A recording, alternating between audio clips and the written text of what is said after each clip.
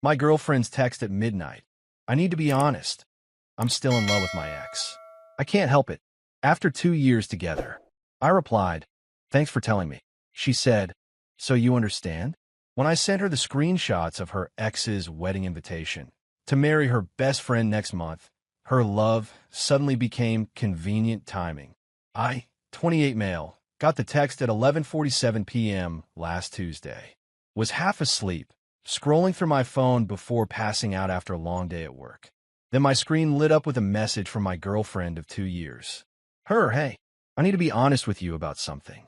I've been thinking a lot lately, and I realized I'm still in love with my ex. I can't help it. I've tried to fight it, but the feelings never went away. I read it 3 times. Blinked. Read it again. 2 years. 2 years of building something I thought was real. Vacations together, meeting each other's families, talking about moving in next spring.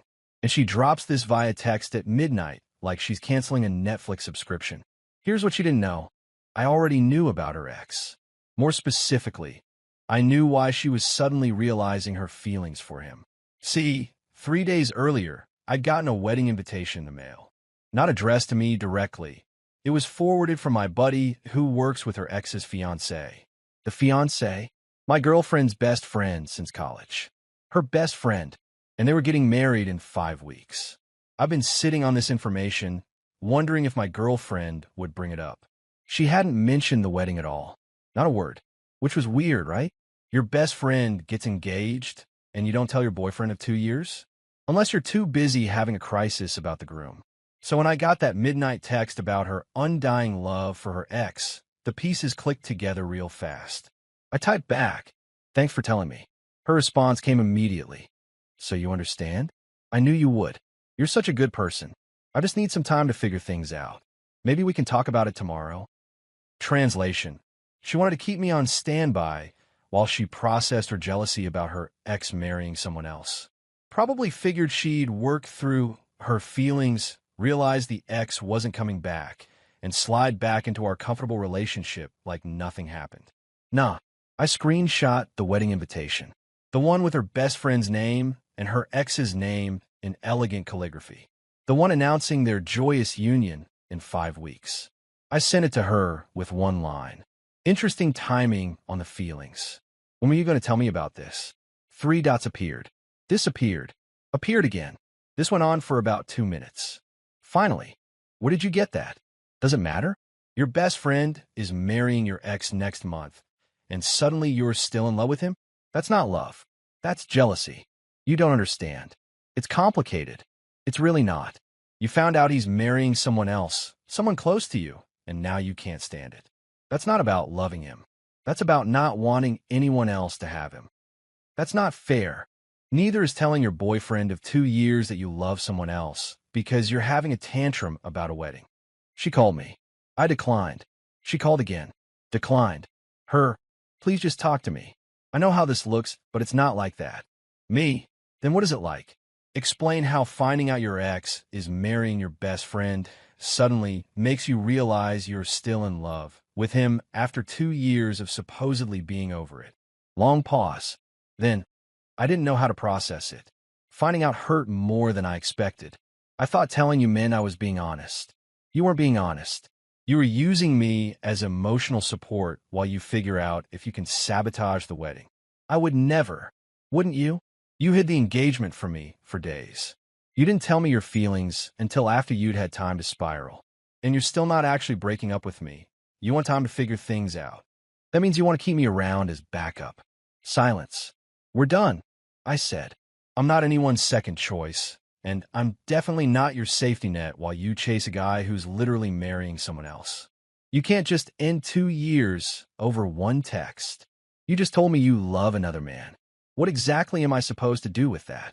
I hung up, blocked her number, went to sleep, thought it was over. It was absolutely not over. Update 1, 5 days later. The first few days were quiet. I figured she'd gotten the message. I was wrong. Day 3, her sister showed up at my apartment. I'd met her a few times. Nice enough woman, very protective of her younger sibling. She knocked on my door at 7 p.m. while I was making dinner. We need to talk about what you did to my sister. What I did. She told me she loves her ex. She was confused. She found out about the wedding and panicked. That's a normal reaction. A normal reaction is telling your boyfriend, "Hey, I just found out something upsetting." Not texting him at midnight that you're in love with someone else. You're being cruel. She's devastated. She devastated herself. I didn't make her send that text. Her sister crossed her arms. You need to at least hear her out. Give her a chance to explain. She had a chance. She chose to tell me she loves another man. What's to explain? It's not that simple. It literally is. She had 2 years to work through whatever feeling she had about her ex. She didn't. Instead, she waited until he was completely unavailable and then decided to blow up our relationship over it. Her sister didn't have a response to that. She left with some muttering about me being cold and unforgiving. Day 4, my girlfriend's best friend, the best friend, the one marrying the ex, reached out to me. DM on Instagram. "Hey, I heard what happened. I'm so sorry. I had no idea she still had feelings for him. This must be really awkward for everyone. I'll be honest, this threw me. Why was the bride-to-be apologizing to me?" I replied, "Not your fault. Congrats on the engagement, BTW. Thanks. Listen, I know this is weird, but can we talk? There's some stuff you should probably know." We met for coffee the next morning, and that's when things got interesting. Turns out my girlfriend and her ex had broken up 4 years ago after dating for about a year. The breakup was messy. He caught her texting another guy, pattern anyone. After they split, my girlfriend spent the next year trying to get him back. Showing up at his apartment, texting constantly, the whole thing. He finally had to block her. Her best friend started dating him about a year after that. My girlfriend acted supportive publicly, but privately made her friend's life difficult. Passive-aggressive comments, forgetting plans, making everything about her own pain. She's been weird about it since we got engaged, her friend said, not congratulating me, changing the subject whenever it comes up. I thought she was just adjusting.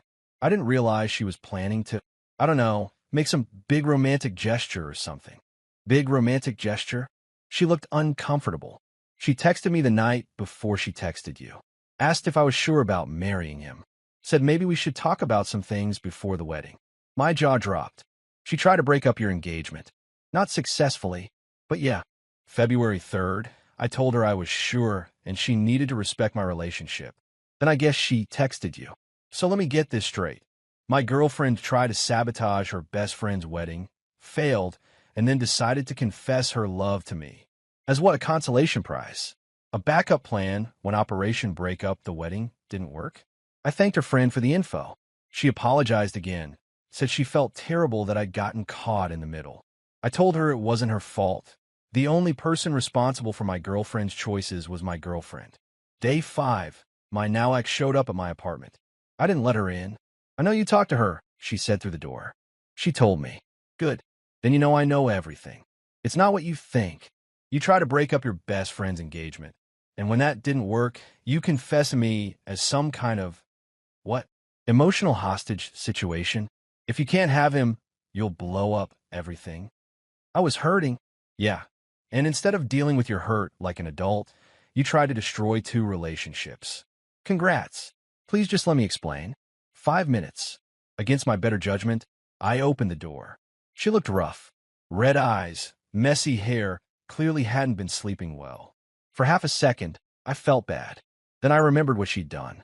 5 minutes. She came in and sat on my couch like she still belonged there. I know I messed up.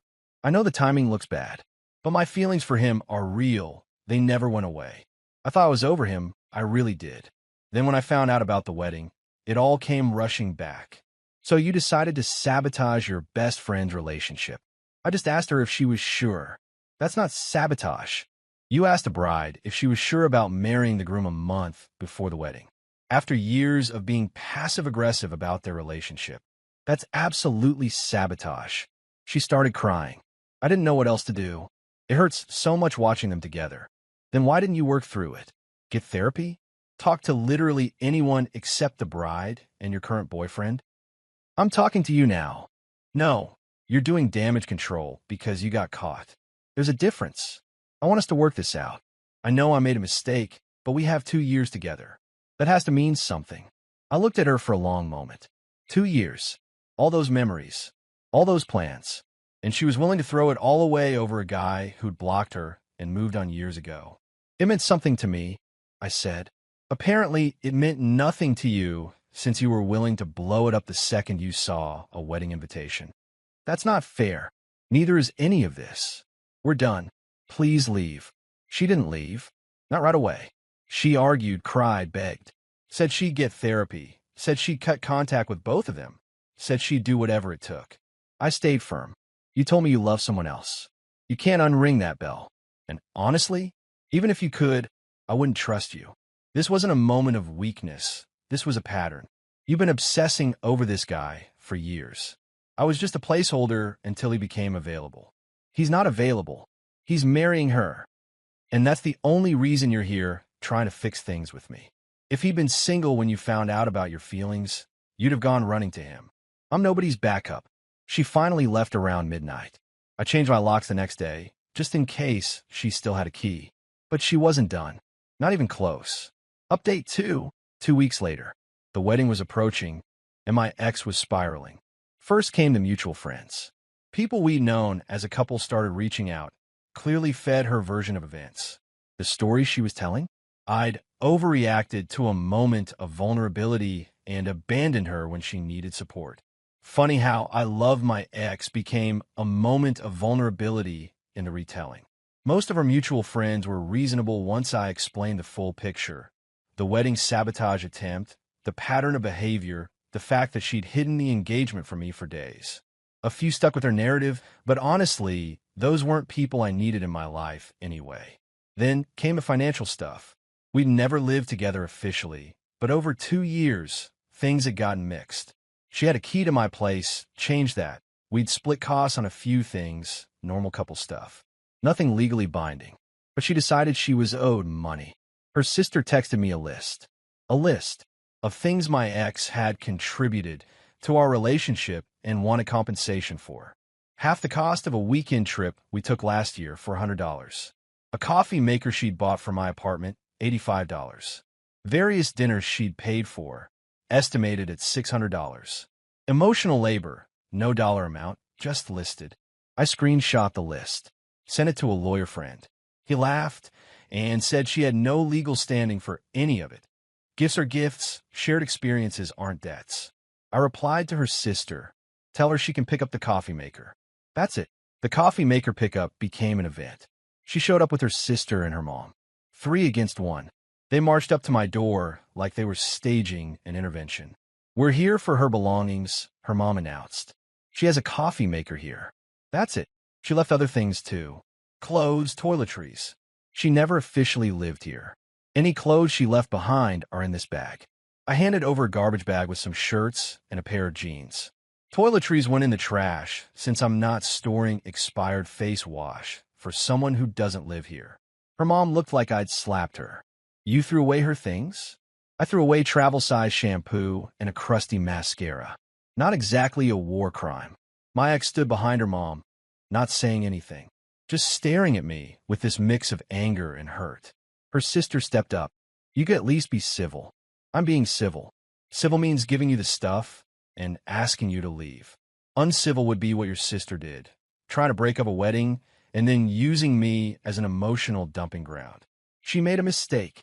She made a choice. Several choices. All bad. I don't owe her anything except the items she left at my apartment, which I'm providing. Are we done? They took the coffee maker and the bag of clothes. Her mom muttered about me being heartless as they left. My ex finally spoke as they were walking away. I hope you know you're ruining your own life by not forgiving me. My life's doing great, actually. Thanks for the concern. That could have been the end.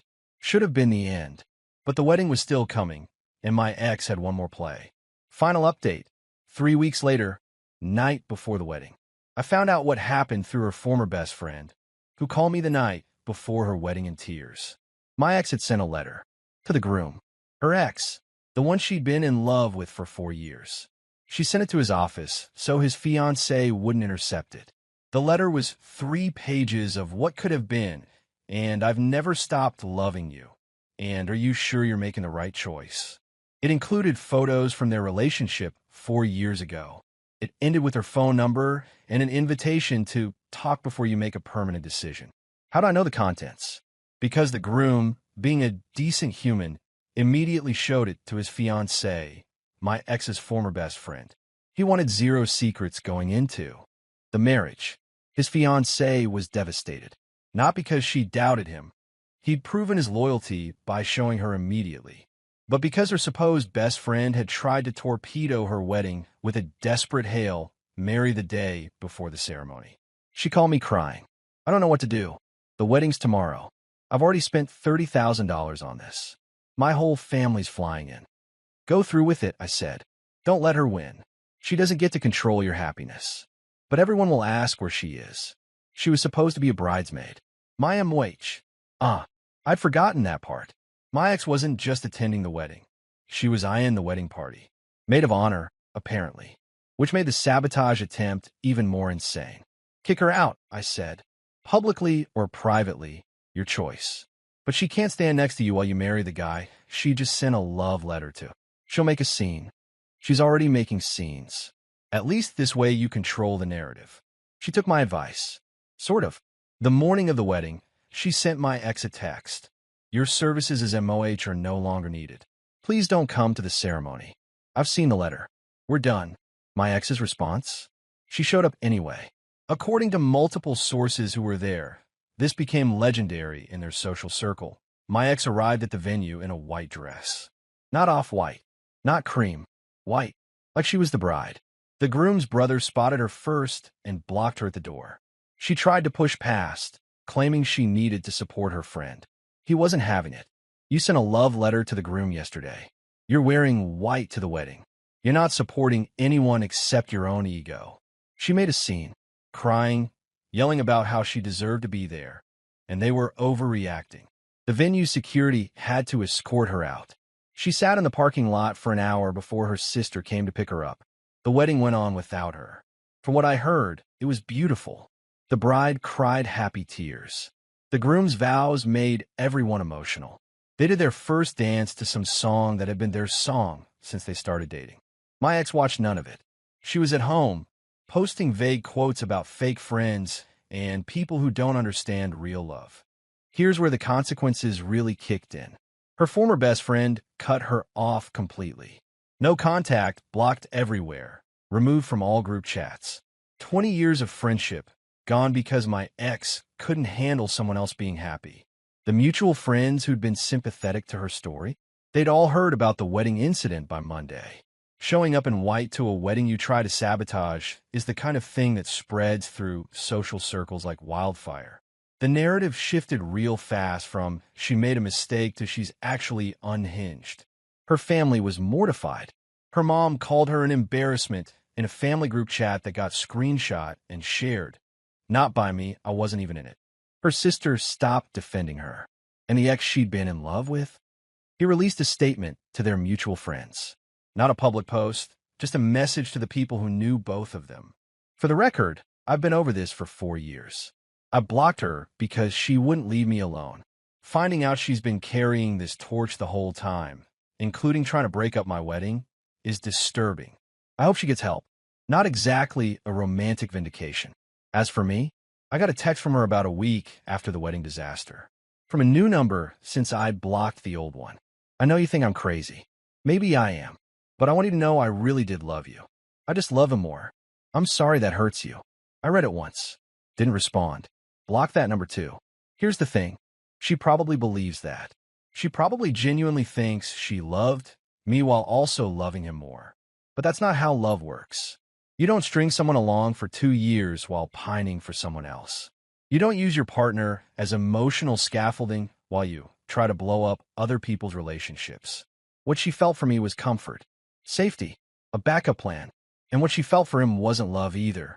It was obsession, jealousy, the inability to accept that someone she'd lost had moved on and found happiness with someone else. Real love doesn't show up in a white dress to sabotage a wedding. I'm not dating anyone right now. Probably won't for a while. The trust thing is going to take some time to rebuild. But I'm okay. Actually okay, not just saying it. My therapist, I started seeing one after all this, says I did the right thing by trusting my instincts. The midnight text was a red flag, and instead of trying to explain it away or work through it, I recognized it for what it was, the end. Sometimes relationships don't end with a bang. Sometimes they end with a text at midnight and a wedding invitation that reveals exactly who someone really is. She wanted me to understand her feelings. I did. I understood that her feelings had nothing to do with me. Never did, really. I was just there, convenient, until someone she wanted more became unavailable. Thanks for reading this mess. Time to move forward. You, and you don't have to have this, epiphany moment that transforms your life and makes you passionate about doing what it is you're doing. If you follow your interests, you're much more likely to end up somewhere in a job that you love. Having done this podcast for quite some time now, it's almost a bit of a psychological, I don't know, it's almost a bit of a psychological journey with each guest, but it's also, sometimes it also feels like therapy. And I'm starting to learn more and more about humans generally, the more and more of them that I get to speak to, especially because I tend to be speaking to people that are considered to be anomalies. In your experience, having understood the nature of the human mind and how we think and how trauma and all of these things and mood and decision making are all intertwined together, what have you learned just more broadly